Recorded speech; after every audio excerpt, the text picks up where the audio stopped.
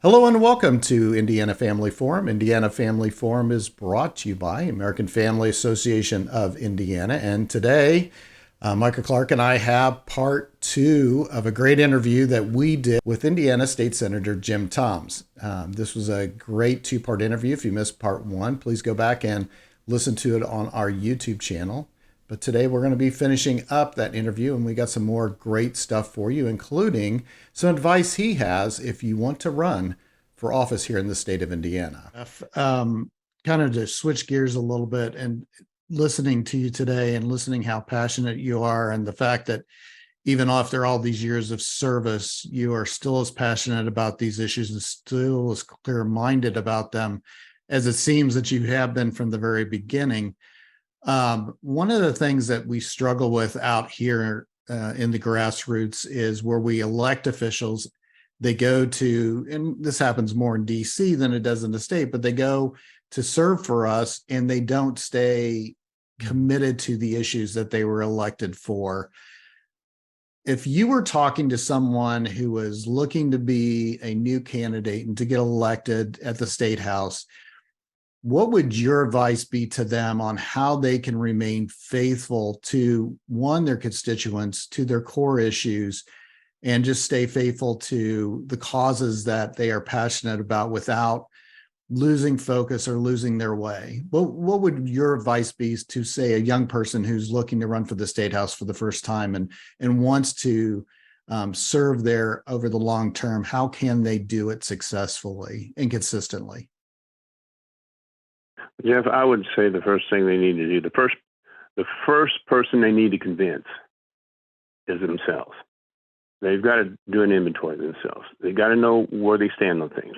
And if they honestly believe it, and they know it's the right way, they know it's the right thing to be standing on, they know it is the proper thing. Then with that established, if they decide to run and they're out there in the public, because once you do that and you step out of your comfort zone, you're out in the public, you're going to be facing people that's going to fire questions at you. You don't get a script ahead of time. You have got to believe in yourself. You have got to have that confidence that where you stand on any particular issue, no matter what it is, no matter how divisive it is, you're going to have to be able to stand and say, without a piece of paper in your hand, you don't want it written down because you may not always have that note with you. It's something that you can say from your heart and from your mind. And this is something you work out between yourself and God if you decide to launch into something like this, because you got to have God with you when you take on a chore like this of being a legislator or somebody that's going to be working in the public with people. Not everybody's going to agree with you, but you have got to be able to stand firm and express where your thoughts are at on this and where your beliefs are at. You can hear the opposition, and I do. I have people come in my office, and I know we're on the other side of the moon from each other, but that's okay. I want to hear what they got to say. I don't want to hear what they can tell me. But if they're asking me questions, I can say my response is exactly what I believe. It's exactly what I have in my heart and soul, and I can deal with that. And I think that's the thing. And if you do that through the campaign, and even if you get elected and through the job, you will always have that ability to take any question, no matter what the question is. Even if it's someone who is absolutely against you, you're able to express yourself in a manner, and I have had that opportunity where when we're done with the phone call, it ends very nice. They thank me for my comments. Even when we was campaigning door to door, if somebody at the door, when you're knocking on the door, they'll ask you, well, where do you stand on something like that? And you give them your answer. And I've had them tell me, well, I disagree with everything you just told me, but I appreciate that you were willing to come here and knock on my door, and I wish you the best. And that's a fact. Every time I didn't have anybody tell me, get off my property, I don't want to ever see you again. That was a comment. They didn't even have to follow up with, I wish you the very best. But as long as you're honest with yourself and you're honest with the people you're talking with, those are the components that will help you get through and do a job that needs to be done and do it in the manner it's supposed to be done.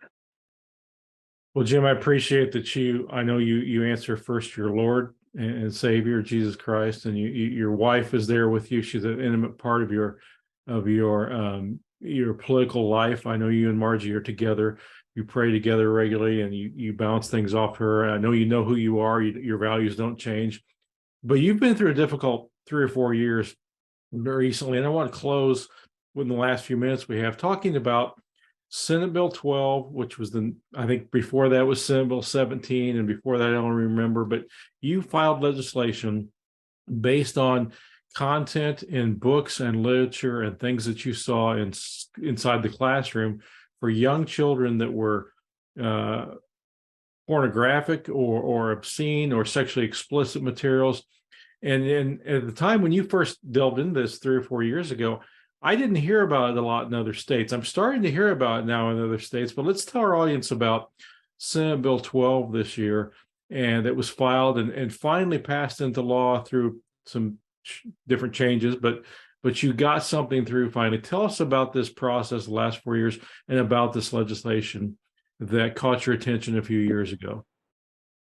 Yeah, it was families in the state of Indiana that came to me. They had found these books in some of these school libraries and public libraries, and they asked me if I could do a bill about it. And so I did. I had LSA put together the first draft, and it did. It took 3 years to get it done, but and we weren't after. This was not a lynch mob going out there. We wasn't a witch hunt. It wasn't nothing like that. We just wanted to get the books that are obscene books and books that are materials harmful to minors. And we didn't deal with colleges or universities. It was just limited to K through 12.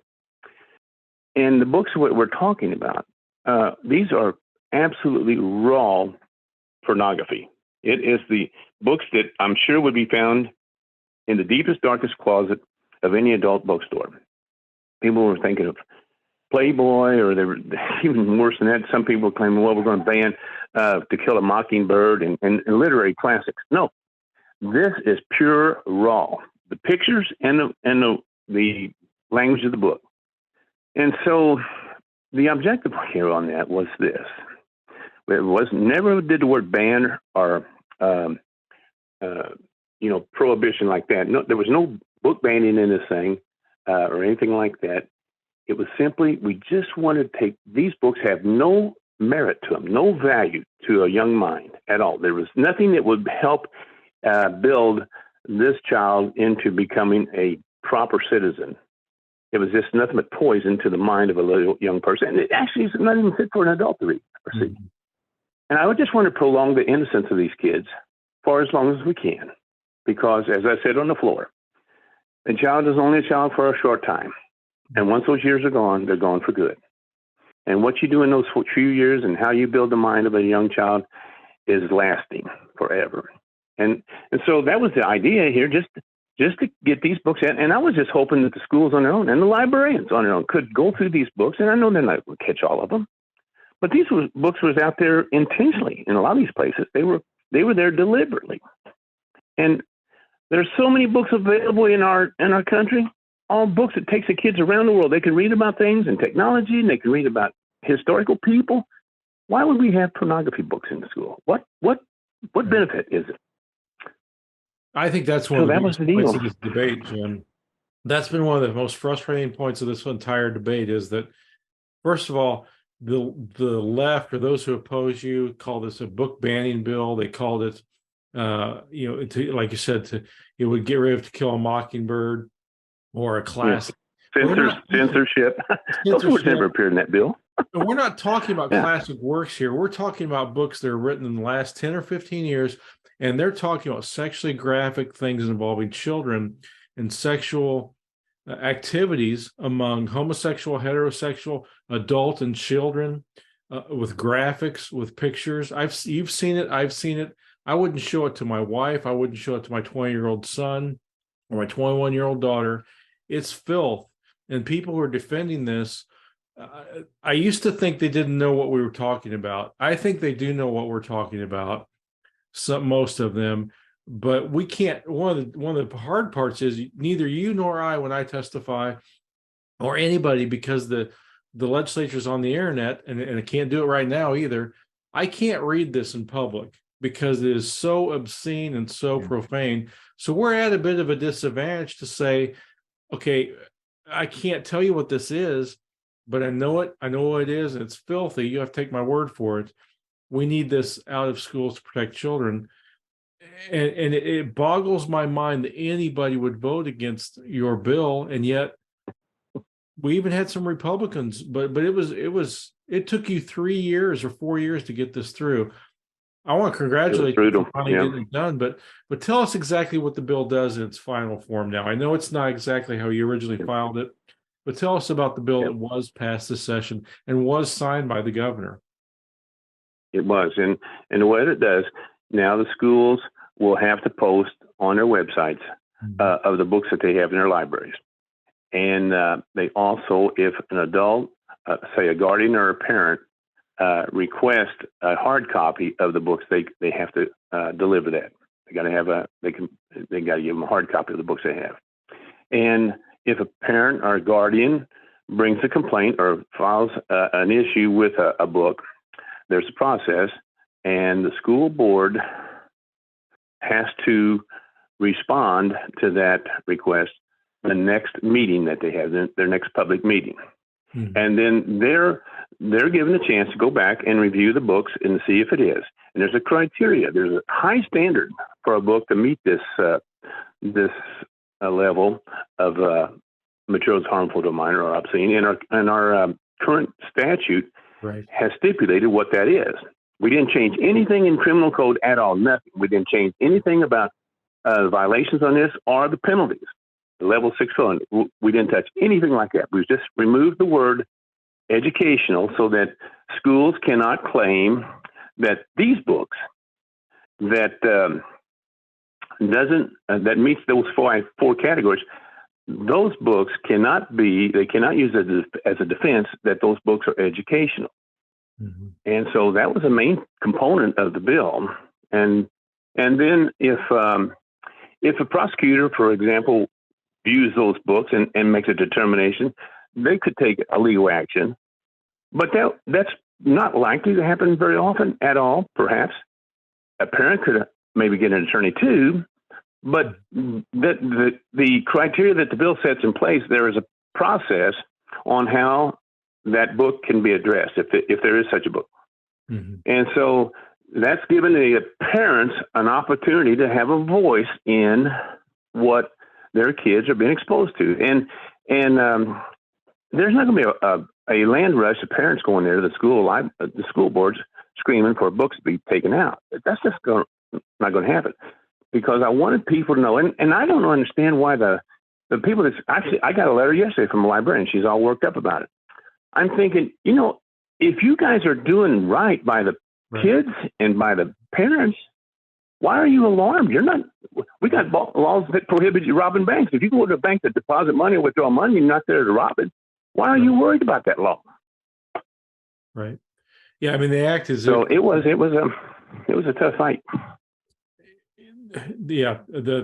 Again, and the things that we're talking about under matter harmful to minor are graphic depictions of things that, and you and I have read it. This isn't like, the line in Gone with the Wind where, frankly, my dear, I don't give a thing. This is graphic, detailed explanations of kids being raped, of sexual activity between adults and kids, between children, that pollutes the minds of children. And the fact that any adult, I mean, Jim, I came to the conclusion finally after the hearing in the Senate was 4 hours. I think the House had 2 hours. It was like that the previous year.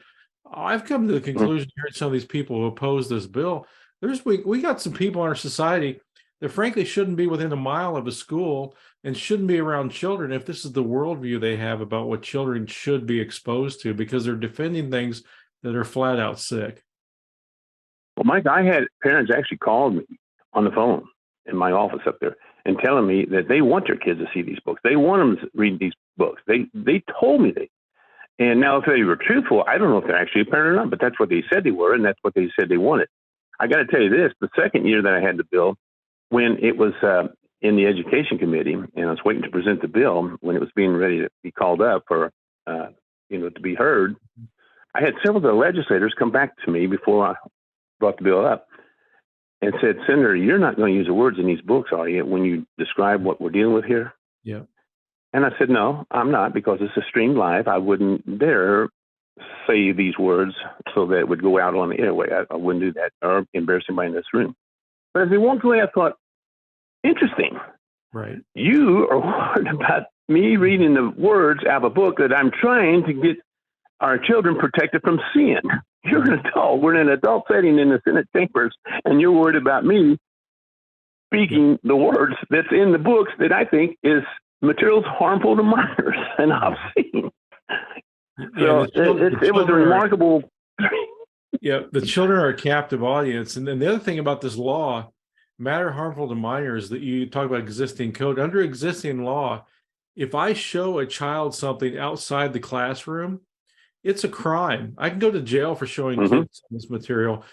But the way the law was written mistakenly, I think, or poorly for decades, was if a school shows it to the child, that's okay. But if someone shows it to them outside the school, it's a crime. And that's your bill erases that standard and says if it's a crime outside the school to show some pornography or something filthy to a child, it's a crime inside the school as well. And so that kind of showcases, though, Micah, where we've come from, because when that law was written at that time, whatever year that was, at the time, no one would have ever expected or even dreamed that at some point in the future, 2023, that we would be doing this in the classroom.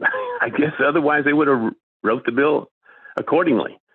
Well, they exempted art museums, and you can understand why they might want to say, okay, there's pornography and then there's the Statue of David, and that's not the same. I understand excluding art museums, but excluding schools, they were probably talking about, like you said, they had no idea that the stuff kids are exposed today would ever be inside the classroom. And I want to thank you for taking that stand. I know you're busy. I've kept you for over a half hour. I appreciate you joining us. Just thank you for the fight you've put up, for the things the arrows and slings you've endured over the last 13 years. Thank you to Margie, your wife, as well, for allowing you to do this. You're one of the most popular senators in Indiana in terms of conservative grassroots leaders. I appreciate your friendship too. It's good to talk to you as always. We talk about faith and family and values a lot during the session and throughout the year. So it's an honor that you joined us today. Well, I'm grateful for this opportunity, Micah, and I too am very, very blessed to have your friendship, and we're all blessed to be in this country. We owe God a great deal of gratitude and thanks for what He's given us, and we need to show that we do truly appreciate what He's given us in this country, and we need to act accordingly to that too. So thank you so much for this opportunity for myself. Well, I know this is not fair to ask you this as we close, but because we're a few weeks outside the session, it's probably the last thing you want to think about. Are you looking at any specific issues for next session? Well, there's a couple of things, but one, I'd like to do something about this potential autonomous trucks. That's semi-trucks without a driver in it. That research is being conducted. They're doing a lot of work, and it's coming our way. Right. I'd like to deal with that. There's a few other things. I did have a bill about having the schools do something in their curriculum about just informing kids, be careful about getting on the internet and taking on these challenges and dares of doing things that ultimately can cost them their life. And I had a bill like that, but didn't get it here. And I might come back with that again next session, but not a whole lot. I'm sure between now and then I'll have families will come to me with some ideas. And most of my legislation is from the people that ask for help on things. Yep. That's the great thing about the Indiana legislature, is that it's a citizen-run legislature, and a lot of the ideas come from people who talk to the legislature in the summer or in the fall when they're not in session, and then they file a bill about it. So appreciate you being in touch with your local constituents that way. And thank you for staying for faith and family as you've done so well these past 13 years. Well, Jeff, I hope that was a great interview. I felt good about that. I know the last 2 weeks our audience got to hear a little bit and see a little bit more about some of the people that we work with at the Indiana General Assembly. And Jim Thomas is one of the best. He's a good friend. As I said many times, I talked to him last week about his first part of the interview. He was very pleased, and I thought he did a great job. You got to see the human side of a state legislator on a very important issue this week, with the issue of pornographic or matter harmful to minors books in schools that are really age inappropriate. They're very sexualized. It was a big issue this session. I think Jim did a great job explaining it. And I hope you enjoyed this interview and got to see more about the work we do at AFA with state legislators. We're looking forward to next week's interview as well, and I hope you keep watching these. I hope you refer them to friends. I hope you find them useful. But again, thank you for joining us today on Indiana Family Forum with the American Family Association of Indiana. Have a great weekend.